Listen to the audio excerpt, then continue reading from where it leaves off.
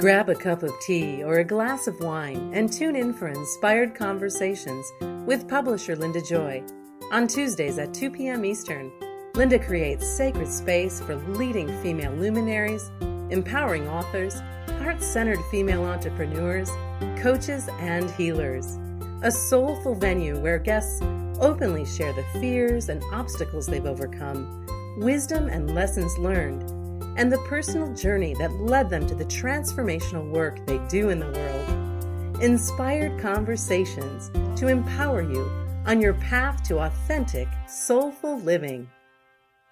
Welcome to Inspired Conversations. I'm your host, Linda Joy, publisher of Aspire Magazine, the premier inspirational digital magazine for women since 2006. And if you've been following my show for a while, you may also know I'm the publisher at the boutique publishing house Inspired Living Publishing. And I am so excited. We just had 2 new releases. Soul-Hearted Living, a year of sacred reflections and affirmations for women. And coming up on April 17th, Broken Open, Embracing Heartache and Betrayal as Gateways to Unconditional Love. So, ladies, you know that I'm all about bringing you conversations that inspire you, support you on your journey. And today's conversation is with Lyn Delmastro-Thomson. And I'm excited because I've always believed that we all have a pivot point in our lives, right, that changes the trajectory of our lives. I've shared what mine was. Many of my guests have. Today we're going to be talking about Lyn and how her pivot point really led her to change everything in her life.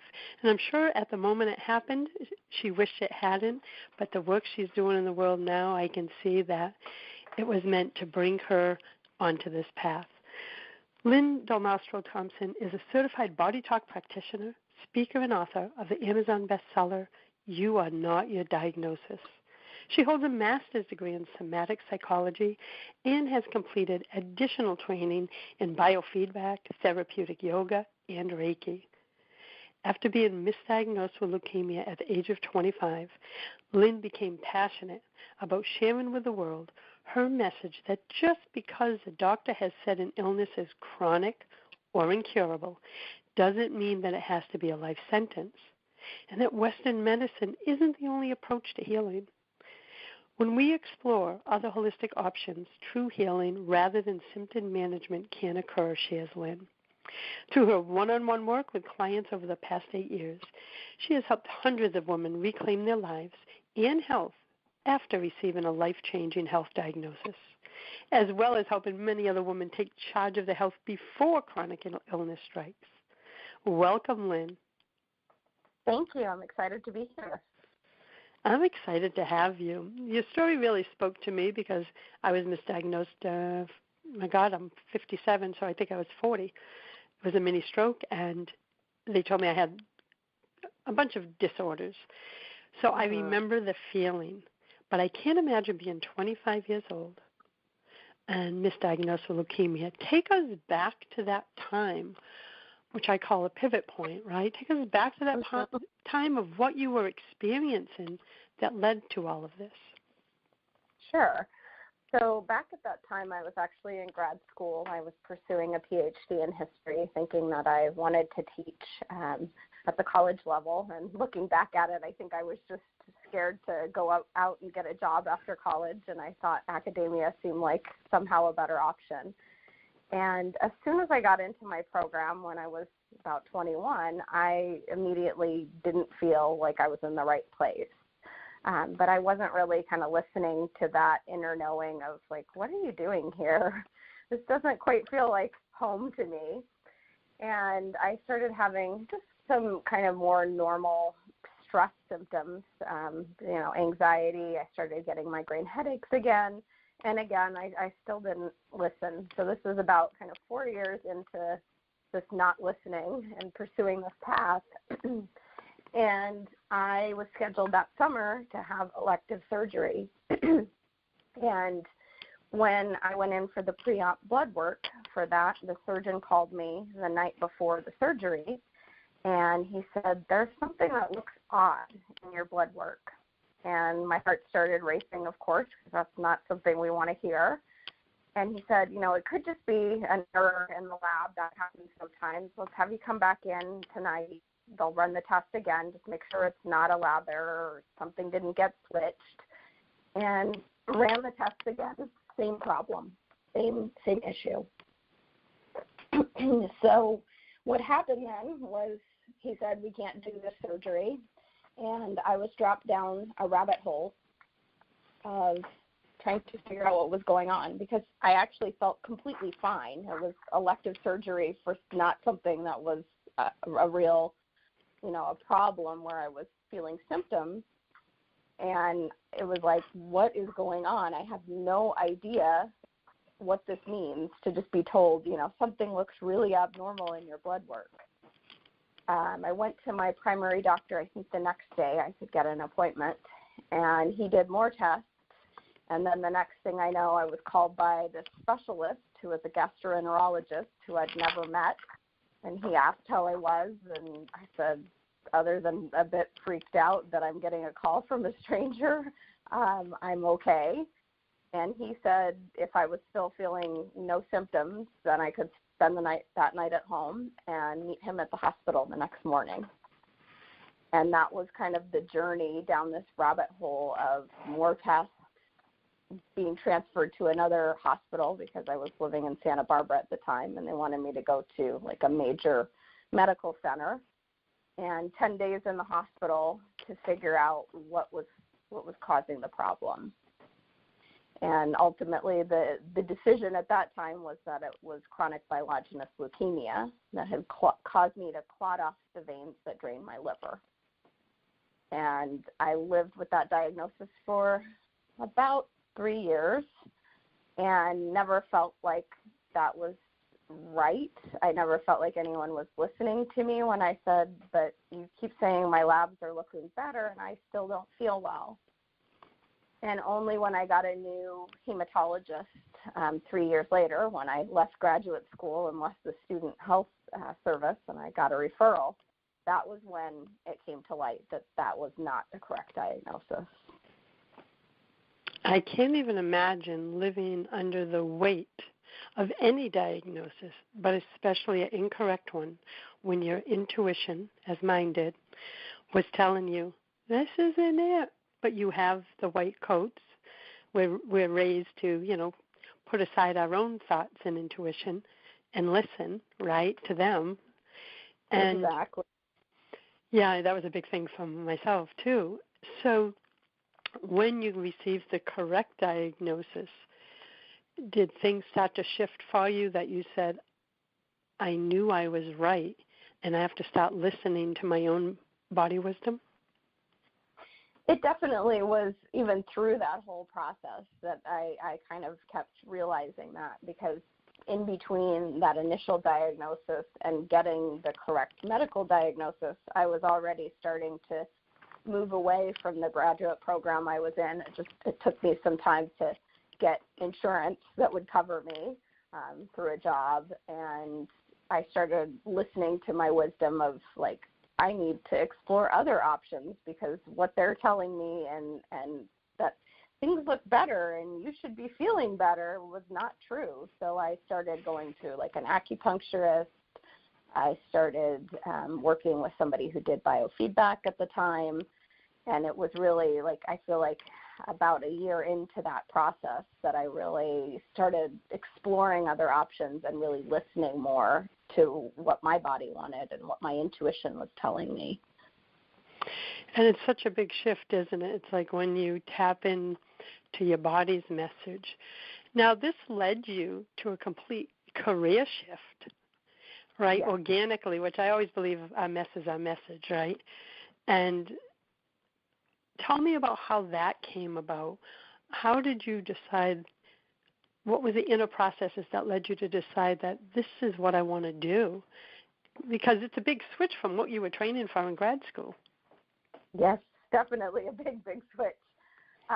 So as I kind of dove into that intensive healing process around the end of 2005, and I went back to biofeedback, and then I started at a therapist's recommendation going to this class that was called Yoga for Healing. I got really interested in these different things I was using, and I could feel how they were helping me. And I still remember the day sitting in this biofeedback session after, a number of months working with this woman, and I had this thought come to me, like, not right now, but when I'm feeling better, I could see myself sitting in the other chair helping someone with these tools. Wow, and it was very powerful. It still almost gives me chills to kind of think of that part of me that was just like, I could put myself in a different place than just seeing myself as I'm broken and I need help. But like when my body recovers enough that I have energy and stamina to actually offer something to people, I could see myself being a tremendous asset to, others going through something similar. I love stories like that. It's just a moment of insight that the seed was planted.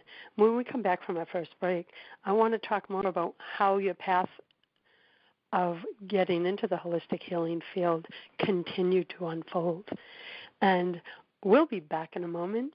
I'm with Lyn Delmastro-Thomson. You can learn more at bodytalkportland.com. We'll be back in a moment.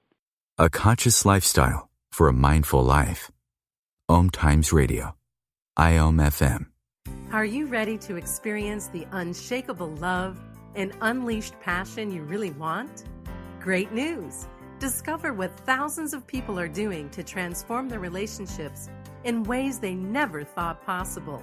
And your partner does not need to participate in the process to enjoy the results you want in your relationship.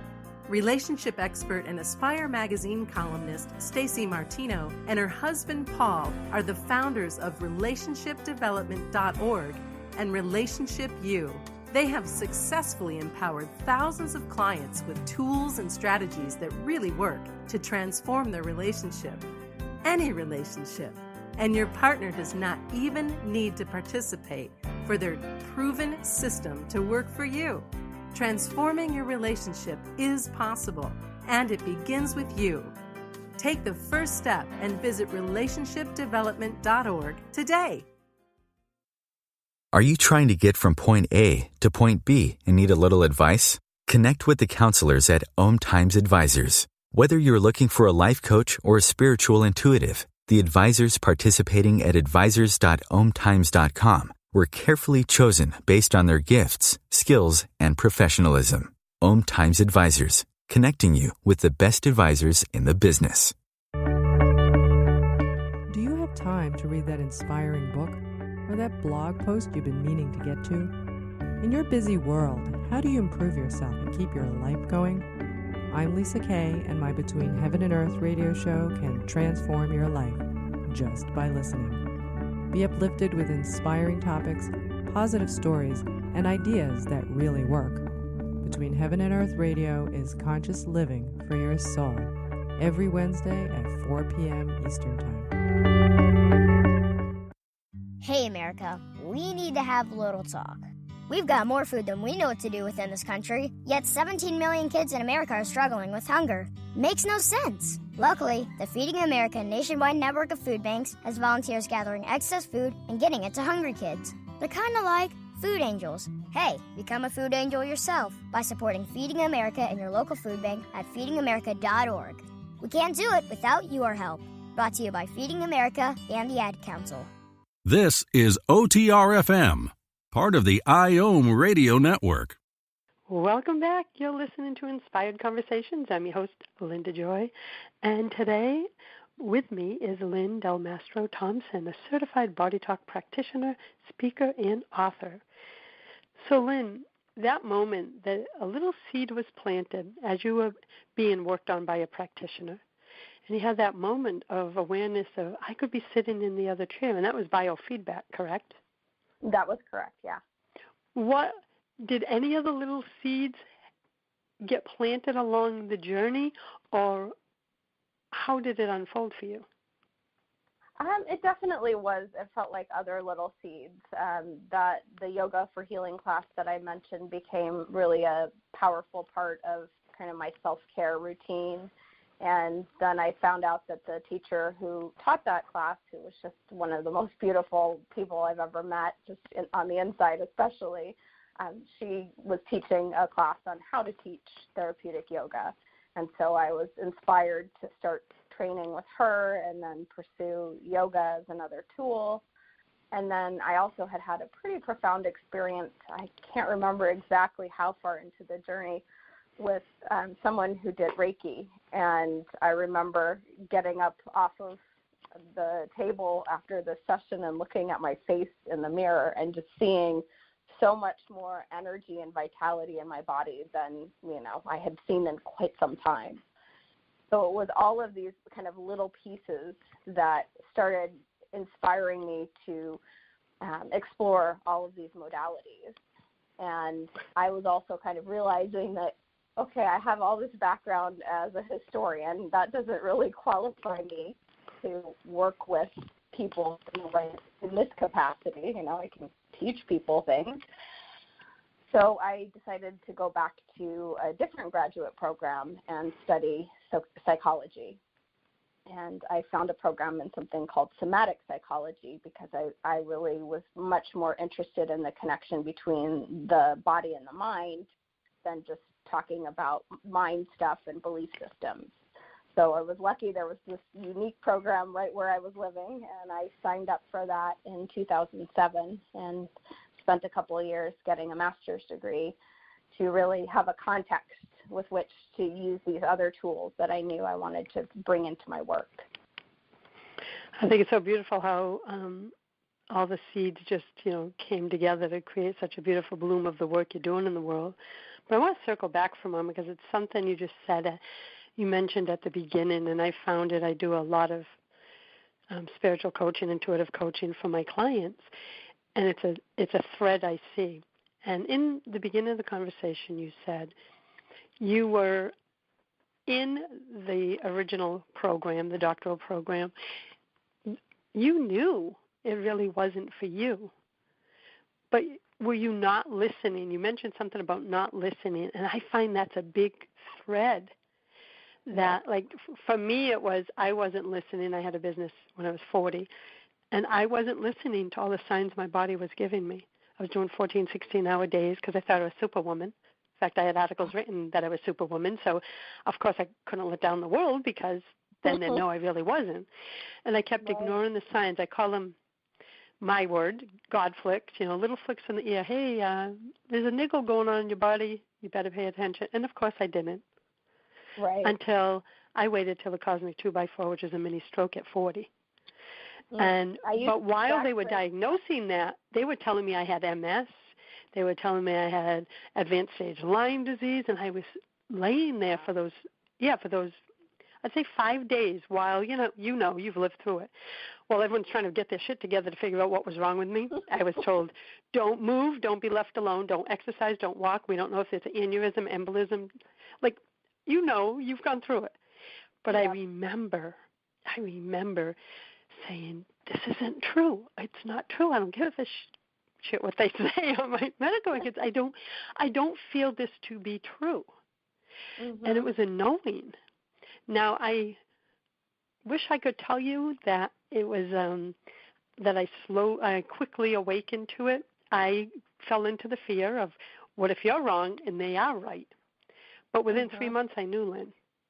And I started doing both, like you did, honoring what I had to do in the medical system, because my family would have killed me if I hadn't. And I was a mom, and honoring my truth at the same time. Like I refused to give over my truth to that diagnosis. Yeah. Is that what it felt like for you, that you saw things escalating in your own body or felt them, but for whatever, either belief system, society, etc., you kept ignoring them and pushing through, which led to your illness? That was my truth. Was that yours? Definitely. I remember, being back in the program and really feeling unhappy. I remember many phone calls where I would call my parents and I would say, I don't feel like I belong here. Like everyone else seems so happy doing all of these things that are requirements, and I feel completely miserable. And there were all these conversations about, well, do you know what you want to do? And my answer at that point was always, no, I have no clue. And the unknown at that time seemed more terrifying, of just saying, okay, well, I don't know what I want to do, but I'm going to quit the program and go out and get a job and just figure it out as I go along. So I kind of kept ignoring that part of me that was like, but this isn't your place. This doesn't belong. This is not where you belong. It was like, but I don't know where I belong, so I need to have some place and something to cling on to. And my body, again, kept I kind of call it just being tapped on the shoulder, more headaches, more anxiety, starting to get panic attacks. And I just didn't listen. And it's funny you use that phrase, cosmic 2x4, because that's exactly how I describe it. It's like, okay, you're not listening to the smaller nudges. It is the cosmic 2x4. Oh, I've been telling everyone that since it happened when I was 40. I'm like, I joke and say, I was a slow learner. I don't get the God flicks. I wait, as I shared, for the cosmic 2x4 because that's what it feels like, right? But in reality, we bring it on ourselves when we become, I'll speak for myself, when I became disconnected from my body because I was pushing it, striving, trying to, run a business. I had lost myself, my connection to my truth, my connection to my body. I was like a little machine, doing, thinking for the wrong reasons. But I was 40 years old. I don't have the wisdom I have now at 57, right? Mm-hmm. Now I see that it was my body and soul trying to speak to me, and I use soul a lot because it's how I navigate through life. And in the work that you're doing with women now, when someone says to you, I'm so unhappy in whatever it is, job, relationship, etc., do you dive into that to say, listen, there's a story here, and if we don't address it, illness will come? Definitely, and definitely in kind of the body talk way of working that I use, that will naturally come up because that's going to be one of the factors that the body is trying to communicate in all likelihood. What's going on. It's like you're in a circumstance where, you're constantly triggered by your relationship and you're unhappy, or, you're working way too many hours and this is not sustainable for your body. For those unfamiliar with body talk, give us a brief overview of what body talk is and what it means to be a body talk practitioner. Sure. So body talk is a modality that really looks at understanding the story behind the symptoms. So instead of having kind of a standard protocol of like, oh, you're coming in for headaches or you're coming in for back pain, and this is how we treat that particular issue, we're much more interested in why is your body expressing whatever's going on through headaches. And that, for some people could be that they're eating things that they're allergic to, or they're too stressed out, or they actually do have something structurally off in their skeletal system. It's like there's a whole list, and sometimes it's more than one thing, right? Because most things, if it's chronic going on, it's not just like, oh, it's because you eat one thing that doesn't agree with you. It's usually a compounded issue. So as we unpack kind of that story and we see it kind of through the quantum physics perspective, it's like we're observing what's coming to light, we're bringing it up to the surface, then that's actually when the shifts start to happen. So as a practitioner, I'm just trained to kind of come into the space. I don't really have an agenda when someone comes in of, oh, you told me it's this, so therefore I'm sure it's going to be about, what happened to you when you were 2 years old. I'm just there to listen to the body and listen to the person's innate wisdom that knows the whole picture. And then I am kind of the witness of what is coming up for them. So it's like in that holding space and witnessing process, I'm also helping to facilitate the shift. And it sounds like in the process, they're reconnecting with their body so they can hear what it has to say. Because I believe so many of us, especially women, are disconnected from their body in so many ways. Very much so, I think. And we live in a society, that's one of the things I talk about in the book, where it's just we're conditioned to think, oh, well, I have this irritating symptom, or I have, a headache or a stomach ache. Let me just grab something like a Tylenol or, a Pepto-Bismol and just go on with my day because I need to get back to doing what I have to do, instead of, oh, what is this really about? Why do I have this particular symptom? So true. And as I've learned, and I'm not perfect, I still struggle at times, I've learned that if I my life is a lot slower now because I created it that way. Even though I have 5 brands and businesses, I have a lot of spaciousness in my life because that's my personal choice. But when I feel an ache or pain, I know it's for a reason. Like, So I'm more tuned in, I guess I'm saying, than I ever have been. And when we come back from our next break, I'd love for you to share a key way that people can begin listening to their bodies and its wisdom, because I think it's such a powerful tool, and the work you're doing in the world helping women reconnect to the wisdom within is powerful, so I'm excited to have you share it. And we'll be back in a moment with Lyn Delmastro-Thomson of BodyTalkPortland.com. Free your mind. Expand your soul. OMTimes Radio. IOM FM. Inspiration for a woman's soul. Aspire Magazine, inspiring and supporting women on the path of self-discovery. Claim your free digital subscription today, which includes access to thousands of dollars of personal development bonus gifts from Team Inspiration partners. Claim your Aspire Magazine subscription today at subscribetoaspire.com. OMTimes Magazine is one of the leading online content providers of positivity, wellness, and personal empowerment. A philanthropic organization, their net proceeds are funneled to support worldwide charity initiatives via Humanity Healing International. Through their commitment to creating community and providing conscious content, they aspire to uplift humanity on a global scale. OMTimes, co-creating a more conscious lifestyle. Hi everyone, this is Shay Parker, the host of Best of the Best, which airs live right here on IOM Radio every Tuesday night at 8 p.m. Eastern and 5 p.m. Pacific. I'm super excited to bring you expert guest hosts, spiritual discussions, free psychic readings, and so much more. I can promise that you will not want to miss this one-of-a-kind, fun, yet touching, down-to-earth show. Join us every Tuesday night at 8 p.m. Eastern, 9 p.m. Pacific on OTR-FM. This is Shay Parker, and I can't wait to see you there. The number one reason girls drop out of school in sub-Saharan Africa is lack of access to feminine hygiene products. The Pads for Schoolgirls Project, an outreach of Humanity Healing International, is changing this paradigm by setting up sewing programs at schools, teaching girls a vocational skill, while producing the reusable pads that help keep them attending classes. The girls pay it forward by making and giving pad kits to other girls in need. To learn more, visit humanityhealing.org. Humanity Healing is where your heart is. A conscious lifestyle for a mindful life. OMTimes Radio. IOM FM. Hi, you're listening to Inspired Conversations. I'm your host, Linda Joy. And today we're talking about your body, the wisdom it has, how to tap into it, to listen so you can learn what the symptoms are trying to tell you. So, Lyn, what is one of the key ways that people can begin listening to their bodies and its wisdom?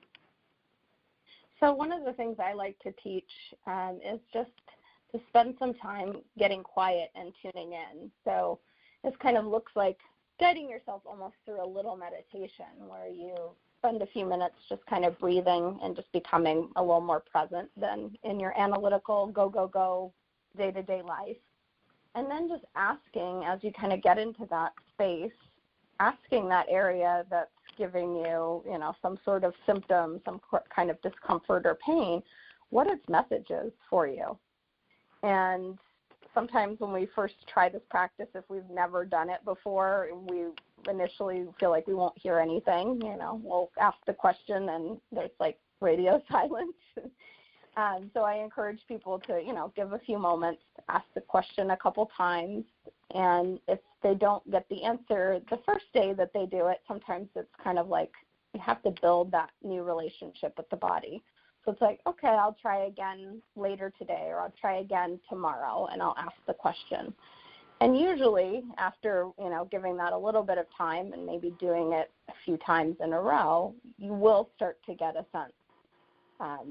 You'll kind of get that inner message. Maybe it's words pop into your head. Maybe you get images pop into your head. Maybe you just know, like, oh, this pain is about, that argument that I had with my friend or, my spouse. And then just kind of trusting that is also part of the process, because we can often get back into our analytical head and be like, is that right? Did I do this right? Did I try this technique right? So just trusting what comes through. And the second question I also love to include when I do this is just like asking that area after we receive what its message is what does it need from me? So, if it's like my neck hurts, well, what does this pain need? What do you need, neck, in order for the symptom to start to shift? And again, it may be a process of learning to listen to that. It may take a few tries. It may take a few consecutive days of doing it to really get the message if you're new to something like this. Well, it's really, like you said, you've used the word trust a lot. It's learning to trust that your body knows the answers. You just have to get out of your head so you can hear it. Mhm. Yeah, and that's why I think it's great to, either do some breathing, or even if you have like a meditation that you love, a guided meditation, do that first to try and get yourself out of your, left brain analytical mind where you're trying to figure out what it is from an analytical perspective of, well, maybe I ate that thing yesterday that sometimes I think maybe bothers me, or, all of that analytical piece that we can get into, and just really dropping into the body and dropping into the wisdom that's there. I think it's so beautifully said. And what have you yourself learned about the true nature of healing? Because you've had a heck of a journey, but you've also worked with one-on-one with clients over the past 8 years. What have you learned? I've learned that there's far more healing potential than we certainly are led to believe by Western medicine. That's definitely one key thing. It makes me a little bit crazy to hear, when somebody's been told this is chronic, and in Western medical speak, that means this will never go away. Like, we'll give you a pill and we'll kind of manage this for you, but, it's never going to get better. I have seen people, completely heal from things that a doctor would say, that's not possible. Well, their only tools are, surgery and pills. Is that the only way that we can heal? Certainly not. And I've also learned that it's just really, it's about a journey that we have to take for ourselves, and that looks different for each of us. For me, it was exploring a lot of different modalities, finding practitioners that could support me, finding modalities that I resonated with, and really diving in and being willing to do some deep work, because a lot of times when we're feeling ill or when we have something that we need to heal, it takes some work to dig in and process through things instead of just kind of staying on the surface level. Oh, so true. And for me, that is how I started. Like, I had never done Reiki before. My situation came up, and it was like, I was nervous. I'm like, what is this strange thing, And then I was so blown away by it. I got trained in it, and this is going back many years ago, was so blown away by that it led to my first massage, which I was blown away again of what it did, became a certified massage therapist. So like your journey, the seeds were planted. Mm-hmm. But it was all things I did to dive deeper into, let me understand this. Because we're not taught these things. We're not taught these modalities that are out there, and for many have been around for a long time, like Reiki, right? We're not raised knowing about them. And that's why I wanted to have this conversation with you today, because even body talk, I wasn't familiar with it. And I'm like, what is this? And and I just love the idea. So it's of it, and wanted to have this conversation with you, because as I shared a moment ago, we're not raised knowing about everything that's out there to help our body heal naturally. Right. There's so many things. I mean, I'm sure there's modalities that I haven't yet heard of or experienced as well. And I think the beauty of that is not everything is going to work for everyone at every time. Exactly. I'm glad you said that. There's so many options that for me it was like kind of I viewed it as I opened this door and there was like this hidden buffet in it, and I'm like, oh, well, I'll try a little scoop of, a little energy work, and then I'll try some acupuncture and, making kind of my own plate of different things. And if something didn't work, I didn't get into the space of getting super discouraged about it. I was like, okay, well, I guess that's just not the thing or not part of my combination that I need right now.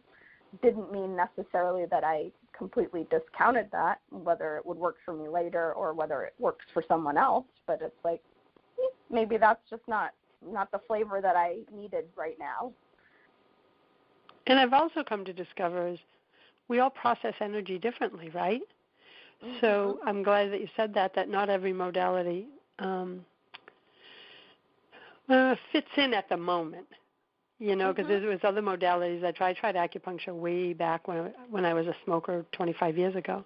At the time, it helped me. But for some reason, I never went back, even though I believed in its power, because it helped me quit a horrible habit. But there's times that I've felt led to go back to acupuncture, and I don't know why I talked myself out of it when it did have a positive influence. In fact, it's so funny because I was just looking at a naturopath website, and she also does acupuncture, so maybe I'm starting to go back around. But do you believe, too, that, like, you created a cocktail, you kept experimenting? Is that part of what you believed helped you heal? The openness. Yeah, I think the openness, definitely. And I see that in, like, I have a client that I've been working with for about 7 or 8 months now. And it's really beautiful to witness right now. She is, like, going through this expansion of trying even more things. I had connected her with another practitioner to work on a piece around just being an empath and not knowing how to manage that, because it's definitely overwhelming her and affecting her health. And then she said, and now I'm starting to see a naturopath about this. And so she's I see her in that place that I remember where I was like, so I've tried this one thing and it's really amazing. And now what else can I add to my plate that would really enrich the experience and enrich my healing process? Yeah, it's like it's almost like you're on a treasure hunt, right? And you're trying to find the magical combination that will work for you. For me, some of the things that you mentioned, I love guided meditations, and so a lot of people say, "How can you get so much done in a day?" And I go, because I take time throughout the day, even if it's just 1 to 5 minutes. Sometimes I can do 10, but it's reconnecting with my soul and my body throughout the day. Right? I think we forget how to do that. And I had to learn because I was so disconnected.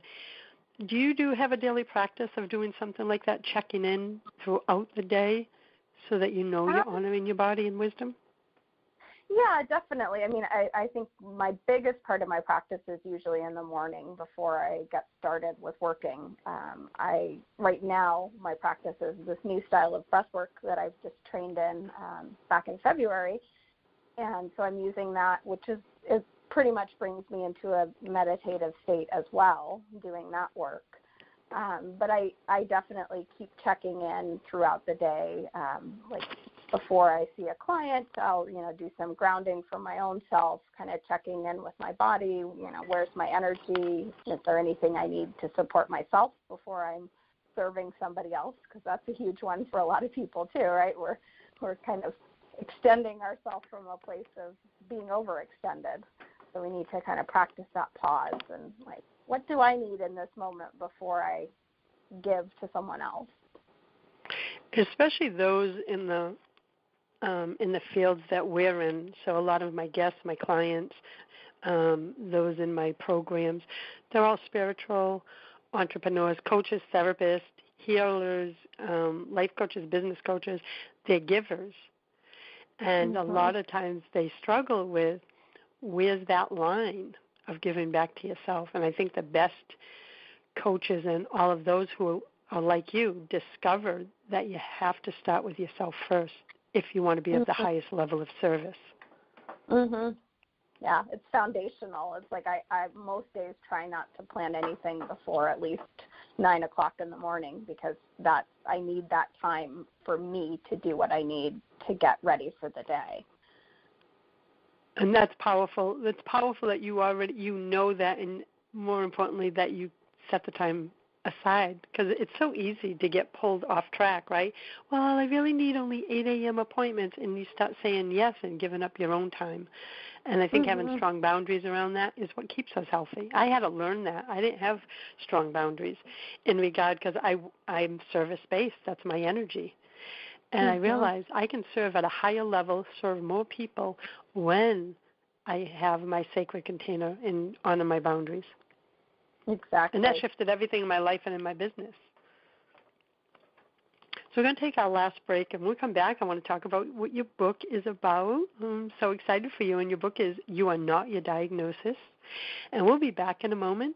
You can learn more about Lyn Delmastro-Thomson at bodytalkportland.com. A conscious lifestyle for a mindful life. OMTimes Radio. IOM FM. The secret to success in life and in business is learning to understand yourself. Because the more you can see what is underneath your reactions empowers you to become a more inspiring and impactful leader.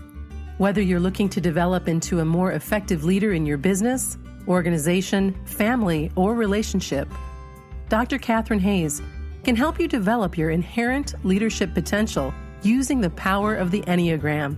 Catherine is a dual-certified professional leadership and life coach, Enneagram facilitator, speaker, a member of the Forbes Coaches Council, and the author of the best-selling book, Everything is Going to Be Okay, From the Projects to Harvard to Freedom.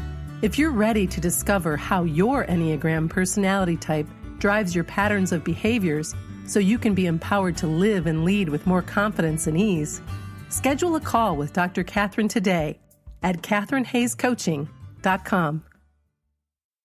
Are you trying to get from point A to point B and need a little advice? Connect with the counselors at OMTimes Advisors. Whether you're looking for a life coach or a spiritual intuitive, the advisors participating at advisors.omtimes.com were carefully chosen based on their gifts, skills, and professionalism. OMTimes Advisors, connecting you with the best advisors in the business.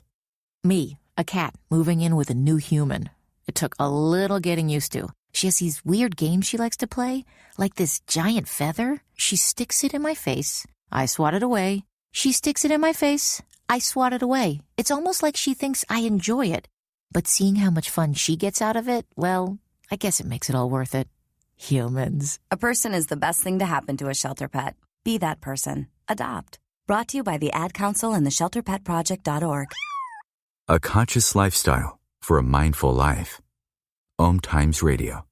IOM FM. Welcome back. You're listening to Inspired Conversations. I'm your host, Linda Joy. With me today is Lyn Delmastro-Thomson, certified body talk practitioner, speaker, and author of the Amazon bestseller, You Are Not Your Diagnosis. So let's talk about this. Your journey led you to write this book, so tell us what it's about. Sure. So the book is kind of in 3 parts. The first part is my story, so I go really in depth into that journey that started when I was in grad school and going through the diagnostic process, which is actually a misdiagnosis, and just kind of the whole detailed experience, which I've heard resonates with a lot of people going through something similar.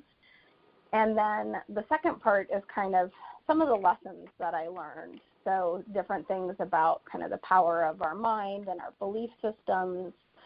I talk a lot about some placebo research that I find really fascinating in one of the chapters. So there's different kind of wisdom pieces and perspective shifting pieces for people that may be going through a similar experience to what I went through with chronic illness. And then the third part is really just some simple strategies and tools that people can start to use if they're in that place of, having been given a diagnosis. And it's like, well, what can I start to do to move beyond that? Because my work is really all focused on helping people thrive beyond that. I don't believe that it's like this is a curse, basically, or it's a life sentence. I want people to be able to get back to living life and feel healthy and thrive again. I'm glad you brought up mindset and beliefs, too, because that plays an important role. And when did you release your book, Lyn? Last spring. I think it was last April, so about a year ago. Congratulations. As a publisher, I know the heart and soul that goes into writing a book.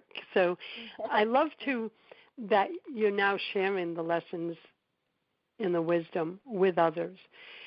What would be your top tip for those who have not been prioritizing their health and they're listening to this conversation going, oh, that's me.